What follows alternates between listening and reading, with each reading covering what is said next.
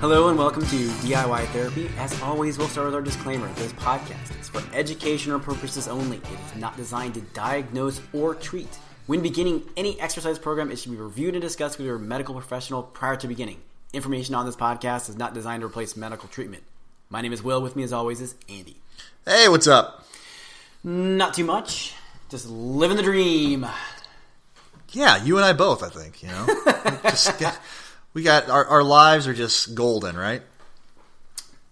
Yeah, sure. Let me describe to you my morning. Okay, yeah, what happened to your morning? So flu shots for the kids. Oh, that is an exciting adventure. Yeah. So my wife kind of spilled the beans. We were not telling my kids because they freak out. And my wife kind of spilled the beans to my daughter, who is 8, and that we were doing the flu shots this morning. So she immediately runs to my 4-year-old and says, "Hey, Sam, guess what? We're having a flu shot." This is about an hour and 15 minutes before we have to leave. And immediately starts bawling, crying, freaking out in every capacity. And for the next hour and 15 minutes, including the 10-minute drive to the doctor's office in the car, he is crying, screaming, all of that. I'm getting up. I'm getting all worked up. I'm sweating.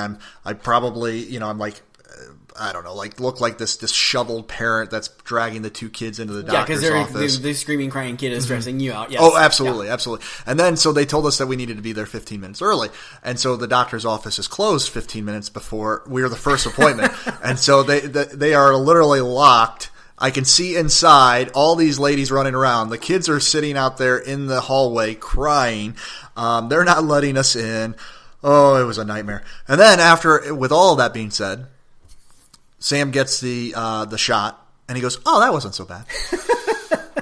But at that point, I had promised him, the good parent that I am, donuts before school, chocolate milk before school, bribing him to whatever I possibly can, and then, oh, that wasn't so bad. Oh yeah, we're getting our kids, all 3 of our kids tomorrow morning too. And we've pre-bribed them. Oh, nice. With toys, like cheap. We're going to like the dollar store or something like that. Or yeah. We each get to pick out one little thing, after the shot. It's not going to matter in the moment. Yeah. Parenting is just a series of bribing, I believe, and giving into everything that you once firmly believed as a non-parent. Like it's just like this cascade of like, okay. I have to give into this. I have to give into that. All my principles that I said I wouldn't do. It's so easy. It's so compromising. Everything's compromising. It's like, oh, I'm never going to let my kids eat that. I'm never going to Nope. My oldest child literally lives on mac and cheese, instant mac and cheese. Not even the good stuff. Not even the good stuff. Instant mac and cheese and pizza.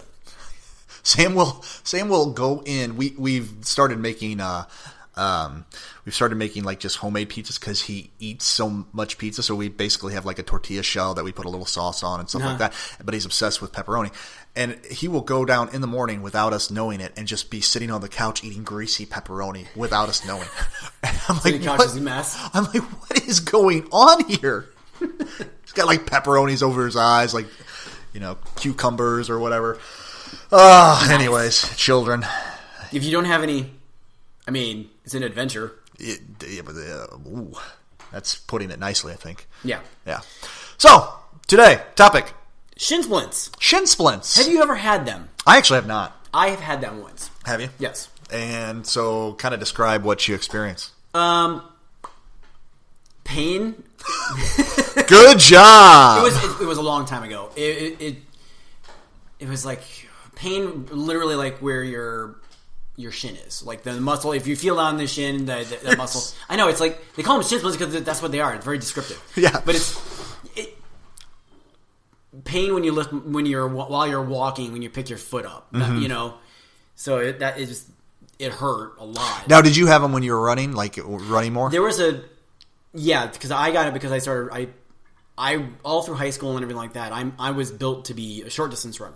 Mm-hmm. Playing football and all that stuff and everything. Basketball, it was like everything is short distance. Yes, everything is bump, bump, bump. Whereas you're a soccer player, so that's the exact opposite. You're just basically just trudging around for. I'm a cross country runner. Yeah, you're trudging around for 90 plus minutes. Yeah, right.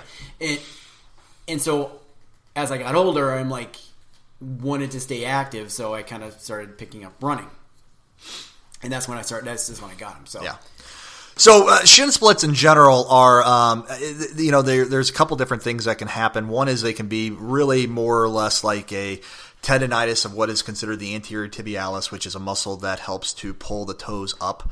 When you're walking and your foot's back and you're going to bring your foot forward. That's the muscle that picks your foot up so you don't trip over your own toes. Mm-hmm. It also helps with shock absorption when you heel strike. Yeah. Okay. And so it could be a tendonitis of that.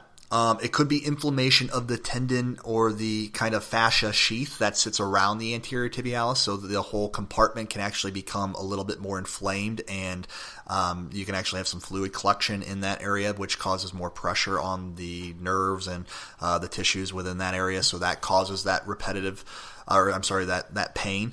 Or they can actually be described as micro fractures of the shin bone, the tibia. And so you can't fix the microfractures. No, the truth is that, kind of leading into the next segment here is, what's causing it is it's all repetitive strain, repetitive stress. And so, with all of this, like the first thing that you try to do is you try to calm down the symptoms, obviously, by, avoiding whatever it is that's agitating it. And it's not usually walking. Walking doesn't usually bother it too much. It's usually running, if you're like hiking, anything where you're going to be excessively, pounding. Yes. Yeah. Uneven surfaces. If you're running actually on uneven surfaces, even if you've gone from like pavement to all of a sudden uneven surfaces, that can cause more of the tendonitis type. Or even issue. just like running on the road. If you're running on the side of the road because of the curve of the road, because you're always running into traffic, so you're that. Or you should be. Yeah. Not into traffic. Yeah. Don't do that. Don't actually. You should be running. Every time opposite of direction of traffic. Yes, whenever I see somebody running on the wrong side of the road, it irritates me so much. Really? Yes. And I just want to land the horn and just scare them, even though I'm like all the way on the other side of the road if possible. I'm pretty sure I run with the traffic anyways. You're that guy? Yeah, I am that guy. It's the worst. I know. Well, I'm back in the neighborhood, so it doesn't really matter that much, but you can't get hit there. Yeah, impossible. That's where you're safest, right? Because I don't fly through my neighborhood. Sorry, neighbors. Yeah. So anyway, So calming it down by it's usually just as simple as kind of that kind of stuff. It's just avoiding those few things. Yeah. So rest, and then ice. Ice is always a big one. There are, when it is more like the muscle related, there are some taping techniques that you can do, but they're fairly complicated. So probably for the lay person being able to do your own taping, that's probably asking a little bit too much. Right. But if you are with a physical therapist or a rehab professional, you can ask them about whether or not they're appropriate for taping techniques. But there's probably YouTube videos that you could try it. If you're feeling frisky about it, you can always try it. Yeah, absolutely. It won't hurt you. No. Unless you're a man and you have long hair, and then I say suck it up. I mean, yeah. I mean, you're in pain anyway, so a little bit of pulling of the hairs, I don't know. That makes me cry. Really? Well, it doesn't cry, but it brings tears to my eyes. You are something else. I'm a big old weenie. So uneven surfaces, repetitive pounding. If you are like a speed walker, that actually will do it. Sometimes that could be more problematic speed walking. Yeah. Really, really high pace because you're really contracting that anterior tib. But those are usually the main causes for it. And so again, first line of defense is rest. Second line of defense is ice. And then once you start to have some of your symptoms reduced, then what we would try to do is do some stretches. Okay. Yep. So pointing the toes, kind of crossing your leg, maybe pointing the toes. So getting the ankle across the knee, crossing your legs, pointing the toe and pulling the toes down and getting a stretch across the front of the lower leg is really the best stretch that you can possibly do for that. I did a terrible job at the way I kind of always stretched it was I would kind of kneel and then sit on my heels. Yeah, but that might be a little aggressive. It's aggressive. Really... That's you're saying that's like an end game one. Yeah, So that's after. So just like, that's probably maintenance. Yeah, about like almost even just like laying on your belly on your bed and just like trying to lay your foot flat. Yeah. So it's just let gravity kind of do the work and just kind of stretch it that way. So, like I said, you could do it that way. You could do it to where you the way that Will just described it, or you could do it to where you're just physically kind of pulling while you're sitting there watching the show during whatever. But your stretches, if you're going to physically pull it, 30, 40 seconds at a time, just real gentle. Don't put a lot of tension through it. Don't create a lot more pain. If you're going to let gravity do it as Will kind of described, lying on your stomach, then maybe you're looking more like at a 1 to 3 minute type of process. Just really slow and sustained. And of course, if you're starting to have any pain with that too, then you just roll off your belly and you just give it a relaxation. You could certainly do some just to get it moving without any pain. Heel pump or ankle pumps, ankle circles, ABCs. Those are all good, solid, just random range of motion exercises. For descriptions on that, you can look into our ankle episode. Yeah, their ankle episode, or we do have a document and a web page, or I believe an article on ankle on the website at www.diytherapy.net. Yep. So you can check that out. And I did descriptions on those particular. Did I do those on Instagram? I can't remember. I think on Instagram. Yeah. So follow us on Instagram. Yeah. There'll be a link to it in the description. Yeah. I have a link to all of our junk. I guess it's not all of our invaluable knowledge. Invaluable knowge? Invaluable.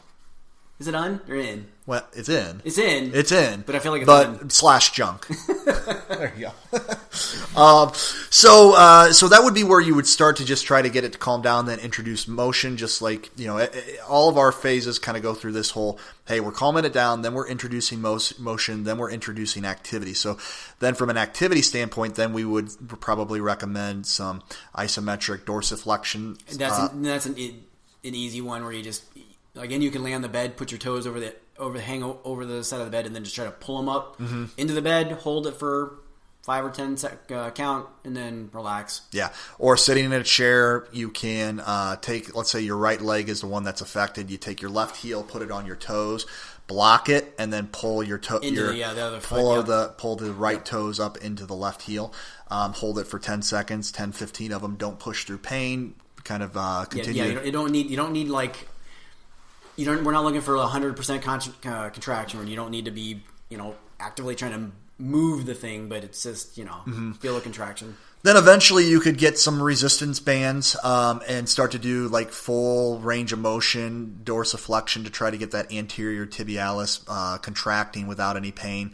There's certainly different levels you can have with that, from the lighter bands moving up to the larger bands, but you'd start off light and move up to the larger bands, and low repetitions up to higher repetitions. So just kind of gradually and systematically kind of increase both the load and the amount of repetitions that you're performing.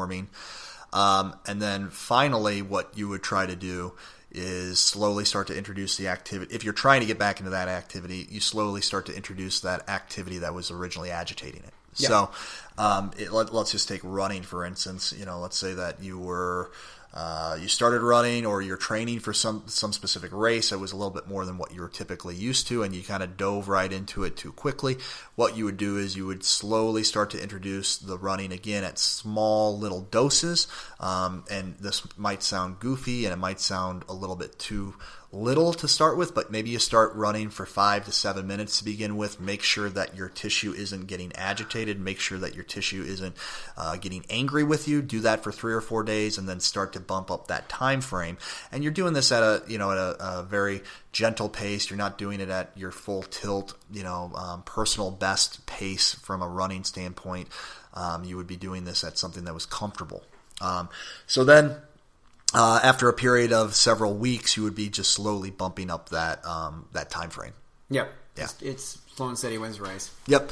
And that's how you make sure, and at any point, if you increase, the amount of time or the intensity that you're doing an exercise, you just back off and let your body get acclimated to those types of strains and stresses for a little bit longer. It may not have accommodated yet, and then so give it a little bit more time, and then slowly work yourself up. Yeah, so, this is not even just. Sometimes it's just for somebody who went from a sedentary job to all of a sudden they're just walking a lot. Mm-hmm. It's something as simple as that. It doesn't necessarily need to be like, oh, I'm a weekend warrior where I'm going to pick up running and just do this, and all of a sudden I have shin splints. It can be something as simple as like, well, I had a desk job, and now I'm walking all over this, doing this. Yeah, I've had it with golfers, people who golf regularly, maybe a little bit older, golf regularly, but use a cart, and all of a sudden decide, hey, you know what? I'm going to be healthier, and I'm gonna walk the course. And I've had it with people like that, Yeah. So that's a good example of just kind of it doesn't have to be course, running. that's really uneven, up and down and everything. So Yeah. Yeah. So, that's how you go through the whole process from kind of start to finish, being in a little bit more pain. As that pain starts to subside, start to introduce motion. As your body becomes acclimated to the motion, you start to increase strength. And then once your body really starts to respond to the strengthening, then you start to introduce the running or the agitating activity, but in small doses, and then slowly work that up. That's the process. Yep. It's not terribly difficult. It doesn't. The biggest frustration that people have is that they have to stop whatever it is that was really agitating it. Because most of the time it's something that they've been doing a lot of because it's repetitive and they like it. They're doing it because they enjoy it, or they're doing it because they're trying to lose weight, or they're just trying to be healthier, or whatever it is. But we have to understand that there are consequences to everything. So if we do want to eventually get back to those activities and enjoy them without having very much pain, then we have to maybe make some sacrifices early so that we can actually benefit from this stuff later on. Yep. Yeah. So that's anything else? Why do they call them shin splints? I never really got that. Yeah, I don't know. I get the shin. Yeah, the shin makes sense. Yeah, that makes a lot of sense. But the splints, I mean, to me, a splint would be immobilizing. Well, I wonder how they originally treated them. Maybe they immobilized them. Yeah, maybe 25 years ago I'm not sure, but that was kind of the go-to thing back then. Oh my god, the 1990s. Yeah. Put them in traction. Immobilize it. Yep, just put. Don't let it move. Which kind of goes to show where we've come from medicine. Instead of just immobilizing it, not letting it move, we actually want to move it just within the parameters of pain. So philosophies and theories have changed over the years, over the decades. So and we found through research that these theories and philosophies are much more effective. Outcomes are much better. The outcomes, they're faster and better. Yeah. Yep. So that ends that. Now we will transition to our next segment, which is us talking about whatever it is that we're watching at this current moment. For those of you who don't care about movies, you can now turn out. Completely tune it out. But before we do that, if you you can remember to either share it with the podcast with somebody. That'll help us. You can also rate and review. That doesn't take any time on Apple if you're listening on Apple. Mm-hmm. Because I'm not sure how Apple's working anymore, but because they got rid of iTunes on their thing. I don't know. Yeah, I'm not really sure. I don't know. The Yeah, update. I don't have a Mac, so I don't know what's going on there. Oh, what's interesting though? I think this is probably something to people who do have flat feet tend to be more susceptible to shin splints. So, something like an orthotic also is something that you could look into. Yep. In fact, we have DIY orthotics that are going to be available on Amazon, so you can search DIY insoles. I think I'll put a link to that in the description too. Perfect. So. Yeah. So insoles, flat feet, those things. Which they're not. Those ones are not even they're not specifically for that, but they work well for that. Yeah, they're for all sorts of. There's good shock absorption for it, which is good, and then there also is a nice little arch support that I use these. Again, when we start pushing products, it's because we use them ourselves, and we've found that they're effective with our patients and with ourselves. So I use these actually for a little bit of arch support. They're not huge, but I'm starting to get a little bit of falling arch myself, which my feet hurt standing and stuff like that. So that little bit of support really helps me. So you can also follow us at all the links I'm going to put in the description and all that stuff. at the Instagrams the Instagram is where we tend to put a lot of the exercises that we talk about and things like that. And then Twitter, I'm usually being just goofy on that. The Twitter one is usually really unrelated to anything. It's just me being dumb. Because you don't do anything with it, so I'm just doing whatever I want to do. Fair enough. Originally when I started doing I need to keep this related to this. And I was like, nope, this is boring. I'm going to do this. That doesn't describe your personality in a nutshell.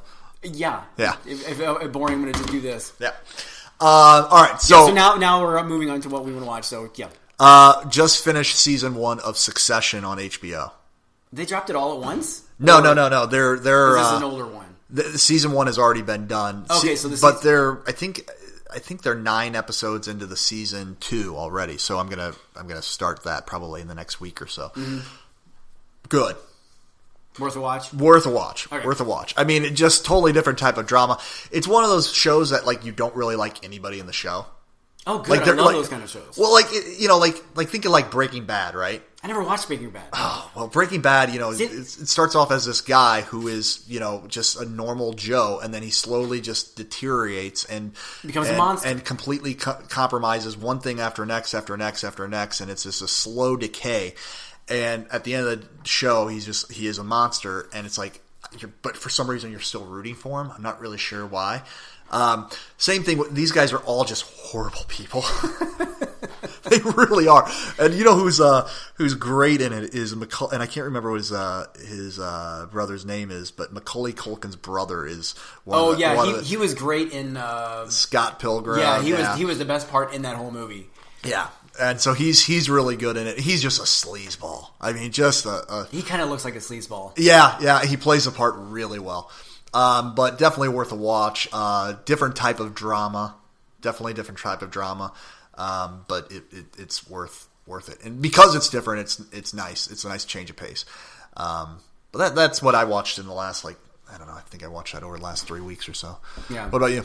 Well, if you're listening in the future, it doesn't really matter because this will mean nothing. But the new series or the new seasons have started because it's fall. Oh, and so the Good Place is back. This is the last season, right? Last season, and you're not spoiling anything because I want to binge the heck out of it. It's as per usual. Every season they change the entire status quo. Yeah, they reinvent themselves pretty darn well. After the first season, I'm like, that was a great season, but where the heck are they? Yeah. All right, so they reinvented it, and it's doing well. It's funny. Yes. Cool. It's always funny. It is funny. It's because it's just the whole premise. It's just creative. Yes. Yeah. It's very funny. Nothing new. I mean, Flash. Watched Flash last night. I'm excited for Watchmen. Yes, that'll be interesting to see how that goes. Yeah, I'm excited for Watchmen because I don't know if they're gonna what they're doing. Yeah, that's gonna be an interesting watch. I'm not sure what the deal with that is gonna be. Well, it's basically present day. Yes, but I mean, if they're going to introduce because it's from the movie, this is like a continuation of the movie. Yeah, it's basically a sequel of the comic. So it'll be interesting if they try to bring in Dr. Manhattan and all that. Well, I saw in one of the previews there is a section of him that shows him on Mars, which is where he ends up on. At the end they're of the looking movie. at him through a telescope or something. Is that what it is? Yeah. Okay. All right. Yeah. So. Apparently there's white supremacy. There's a white supremacy group. Like all the actual police officers wear masks now because to protect their families. Protect their families, protect their identity. It'll be interesting. It'll be interesting to see how that goes. But it's David Lindelof, right? Yes. Who is the guy who did Lost, which people love till the very end because. There was. It's hard to nail the landing when you don't know where it's going. Yeah. You keep introducing mysteries, never answering any of the things. Hey, you know what would be a good mystery? This. Where are we going to go with that? I don't know what the answer is. But then did stick the landing on The Leftovers, which you still have not seen. No, you do need to see that. That's definitely a different type of series too. But that is one that I would definitely recommend. But I actually read real quick on the Watchmen that they tie up all the loose ends at the end of the series, and it could be standalone. Oh yeah, because I did read that there was this is designed to be a season, one season. Now, if they did leave it open ended that in the conversation, they did leave it open ended that if it is a massive hit, there will be a season 2. But it's not going to end on a cliffhanger. In other words, okay, yeah, which is kind of nice. Yes. You get kind of a contained story, which is kind of cool. Kind of like the first episode of Westworld, or first season of where it kind of concluded. Yeah, you can kind of extrapolate from there. But it could have been done. Yes, it could have been done, and maybe it should have been. I don't know. We'll see. I don't like you. It's no longer Westworld. They're in the future, and there's giant robots. I mean, let's not let Will go on a Westworld tantrum. So let's wrap this up. I am going to watch it. But so you're telling me we're not going to have a Westworld party together? We could have a Watchmen party. We could have a Watchmen party. We could have Westworld. We could do a Westworld. I don't know, because I think you'll just rip it apart and not the entire time point out things that bother me while I'm doing it. And then you're going to really just wreck it for me. I'm going to ruin it for you. Never mind. I'm never watching a series again. You actually did that with the last season of Game of Thrones. But that was because that thing was nothing but a leaky ship. Well, you're sitting there trying to plug holes while you're doing it. I'm like, this doesn't make any sense. I get it, but I'm sitting there going, I don't want to listen to you. I don't want to listen to you. I just want to enjoy it. I don't want to. It's hard to enjoy a thing with it. Anyway. Yeah, let's not. Wrapping this up. This podcast was questionable in its educational purposes. It is not designed to diagnose or treat. When beginning any exercise program, it should be reviewed and discussed with your medical professional prior to beginning. Information on this podcast is not designed to replace medical treatment. Remember, treat yourself.